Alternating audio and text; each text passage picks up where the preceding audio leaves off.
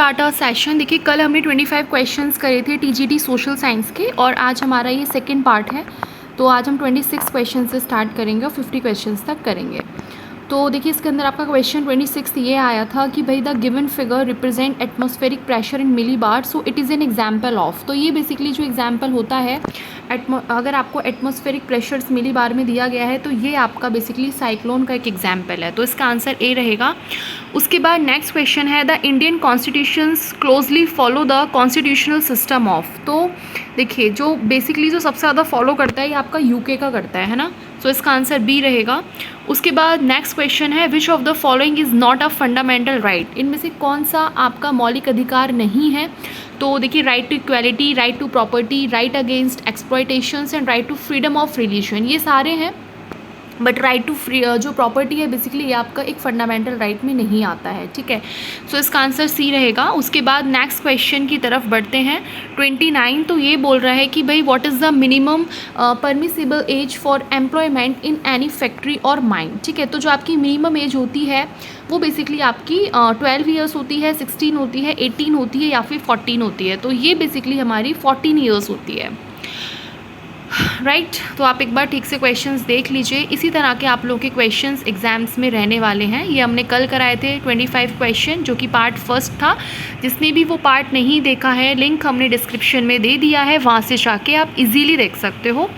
इसके बाद आपका नेक्स्ट क्वेश्चन है a party having 36 members will avoid disqualification under the provisions of anti-defection law if the number of the members crossing the floor is at least।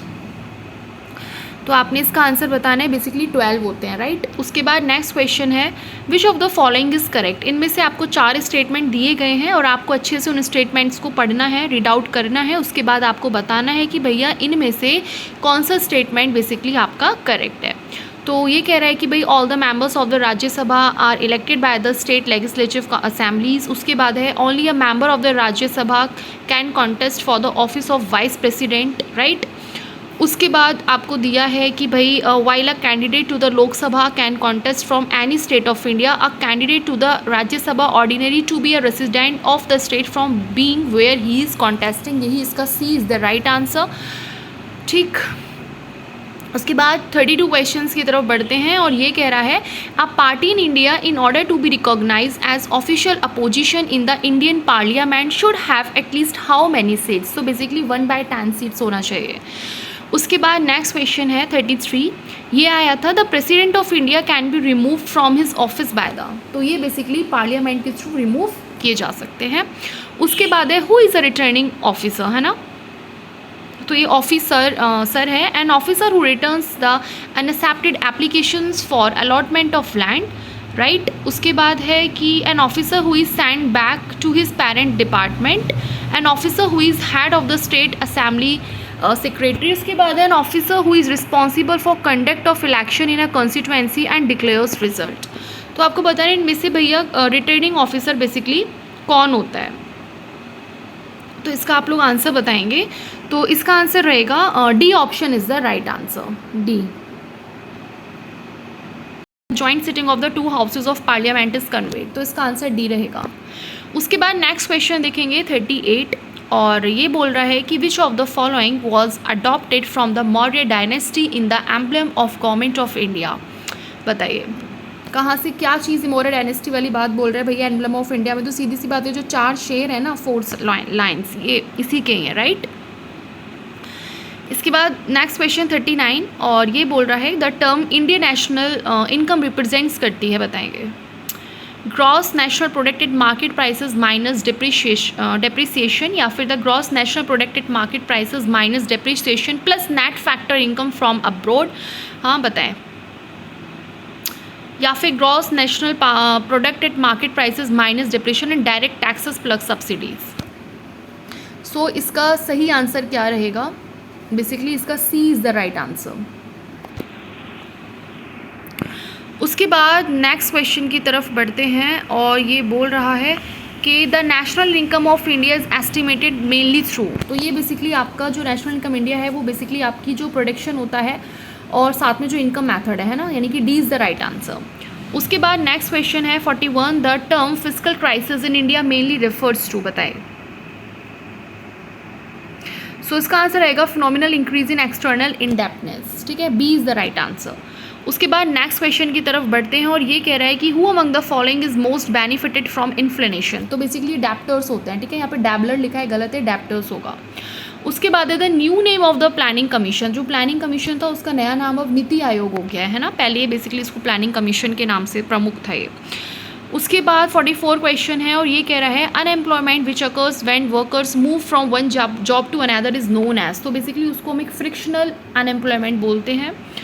उसके बाद next question है who said where wealth accumulates men decay.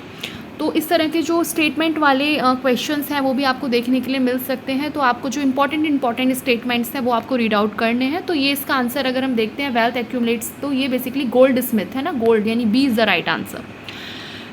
उसके बाद 46 question है buffer stock refers. तो बताए rice and wheat ये basically rice and wheat produce by the government through FCI या फिर होर्डिंग बाय द मर्चेंट्स, या फिर वीट एंड राइस हो गए है ना, stored in fair price shops, या फिर wheat and rice sold through issues price. तो इसका answer A is the right answer.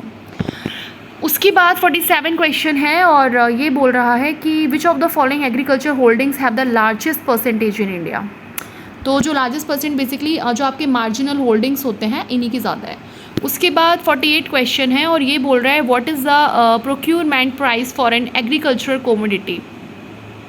Commodity. So money paid to the farmers during drought, बताइए subsidy paid by the government over the market price, या फिर the minimum price at which government is ready to buy, है ना, C is the right answer. उसके बाद 49 question है the budget is presented on the parliament on, right. तो ये basically options के हिसाब से इसका answer the last day of Feb. उसके बाद देखिए लास्ट क्वेश्चन है 50 क्वेश्चन और ये बोल रहा है कि मिक्स्ड इकोनॉमी का मतलब क्या रहता है। तो coexistence of small scale and large scale industries, या फिर coexistence of rich and poor, या फिर coexistence of private and public sector, या फिर assign equal importance to both agriculture and heavy industries. So mixed economy जो होती है basically private and public sector दोनों को मिला के दोनों का जो को एग्जिस्टेंस होता है वही इसका मतलब है, ठीक। तो ये आपके ओवरऑल कितने क्वेश्चंस हो गए, 50 क्वेश्चंस। तो ये आपका TGT का पेपर है सोशल साइंस का। इसी तरह के क्वेश्चंस आपको आपके एग्जाम में देखने के लिए मिलेंगे। So wish you all the very best to all of you. अच्छे से आप लोग अपनी तैयारी करेंगे। इसके अलावा अगर हमें कोई और भी एग्जाम पेपर मिलता है तो हम वो भी आपके साथ डिस्कस करेंगे, ठीक। और ये देखिए पूरे हमने आपको 50 questions atomic energy education society के करा दिए हैं, ठीक है। चलिए, okay, thank you so much.